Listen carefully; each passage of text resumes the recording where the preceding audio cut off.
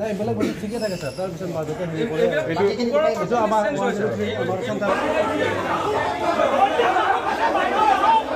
নাই আৰু এই ছহিটো মই মাৰা নাই আৰু এই লাষ্টৰ পেজটো তেওঁলোকে ঠিকে ৰাখিছে এই লাষ্টৰ পেজটো আমি চাৰিজনে মিলি কৰিছোঁ এই লাষ্টৰ পেজৰ চাইনটো মোৰ এইটো কিন্তু এই বাকী এইকেইটা চাইন তেওঁলোকে নিজে মাৰিছে মই নাজানাকৈ মাৰিছে আৰু অলৰেডি গোটেই লিষ্টখনত 9-10জন মান মানুহৰ নেম চেঞ্জ কৰি দিছে আৰু তেওঁলোকে এইটো ভাল কাম কৰা নাই বুলি মই ভাবোঁ আৰু মোৰ ফালৰ পৰা মই মন্তব্য দিছোঁ তেওঁলোকৰ যদি সেনেকুৱাই মনোভাৱ আছিল আমাৰ লগত মিলিজুলি মানে তেওঁলোকে যদি সেই মানুহকেইজনক নিদিলে নহয় আমাক ক'লেওতো আমি দিলোঁ হয় তেওঁলোকে কিয় ইমান হেৰি কৰিব লাগে মানে এতিয়া আমি আছিলোঁ অৰুণোদয় বাছনি কমিটিৰ গভৰ্ণমেণ্ট নমিনেটেড 11জন সদস্য তাৰপিছত একোটা বুথত 4জনকৈ তেওঁলোকে কি মানে সদস্য দিছিলে এতিয়া চৰকাৰী নিয়ম মতে 4জন সদস্যই মিলি যিখিনি আমাৰ অঞ্চলটোৰ বা বুথখনৰ যিখিনি আমাৰ হিতাধিকাৰী আছে আমি বাছনি কৰি তেওঁলোকক আমি অৰুণোদয় তালিকাভুক্ত কৰিব লাগে কিন্তু 169 নং booth 2 number Naharbari LP school right ছাইডত আমি তাতে মেম্বাৰ আছিলোঁ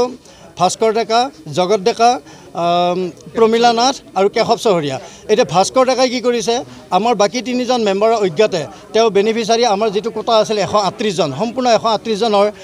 কোটাটো ফিল আপ কৰি তেওঁ মানে জমা দিছে আৰু আমি যেতিয়া তেওঁক আলোচনাৰ কাৰণে মাতিলোঁ আমাৰ লগত সহযোগ কৰা নাই কৈছে বোলে মই ছাবমিট কৰিলোঁ তাত মই নেগচিয়েশ্যনছ কৰিব নোৱাৰোঁ তাৰপিছত কি হ'ল আমি উপায়ন্তৰ হৈ প্ৰমিলা নাথ আৰু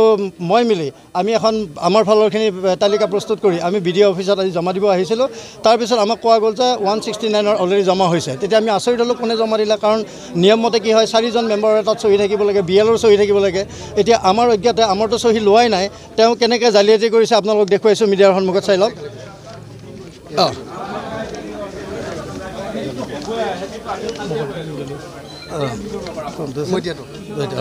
এইখন আপোনালোকে চাব পাৰে যে শেষৰ পেজত যি 4জন মেম্বাৰৰ চহী থাকে মেম্বাৰ 1 ভাস্কৰ ডেকাই নিজে মাৰিছে মেম্বাৰটোত কেশৱ চহৰীয়া তেওঁৰ মেম্বাৰ হয় কিন্তু এইটো তেওঁৰ হাতৰ আখৰো নাই আৰু ফোনেদি আমি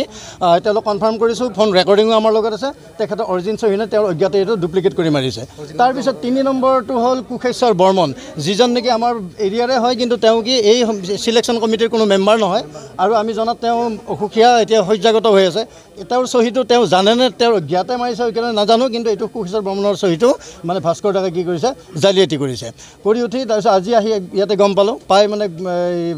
ইয়াতে বিভিন্ন যে 2 নম্বৰী দুৰ্নীতিৰ মানে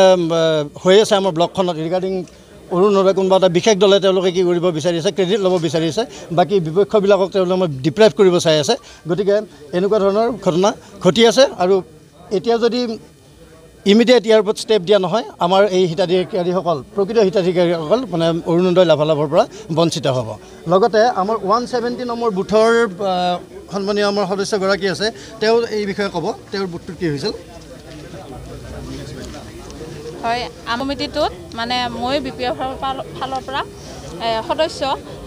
মানে আমি 4জন সদস্যই মিলি EPPLৰ হিতেশ বৈশ্য দাদা আছে মই আছোঁ তাৰপিছত মানে কমলাকান্ত বৈশ্য আৰু গিৰীশ চৰণীয়া আমি 4জনে মিলি আমি কালি লিষ্টখন প্ৰস্তুত কৰি BLৰো চাইন আনিলোঁ আনি তেওঁলোকে ক'লে কি যিহেতু যোৱাকালি ৰাতি 10:30 বাজি গ'ল ইমান ৰাতি মহিলা মানুহ এজনীটো ঘূৰি ফুৰা সম্ভৱ নহয় আমাৰো ঘৰ সংসাৰ আছে এই বুলি মই ঘৰত গ'লোঁ যাওঁতে কমলা বৈশ্য আৰু